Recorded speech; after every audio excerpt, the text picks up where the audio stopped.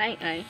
Sa video na ito, pakita ko kung paano mag-compute ng sukli gamit ang Python at yung breakdown natin ng sukli gamit ang word admin. Gagamit tayo ng pandas para may resulta ang result in table format. Step 1. Importing pandas. Una, i-import natin ang pandas para magawa tayo ng table gamit ang data frame. Defining the function. Nalilipan tayo ng function na automatic.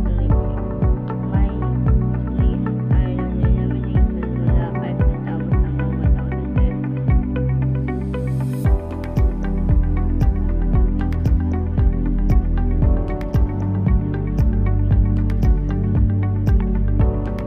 Breaking down the chain. Simula sa pinakamalaking denomination, binabawas natin ang sukli hanggang sa average. Sabay binibilang ilan ang ginamit. Appending result. Kapag tapos na ang breakdown ang sukli, ilalagay ito sa result list sa box ng uncount ng point and field.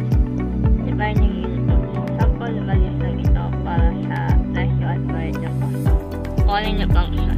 Inawag natin ang function para makuha ang sukli. Creating a data frame. Ginawa natin itong table para madaling makita ang sukli per denomination.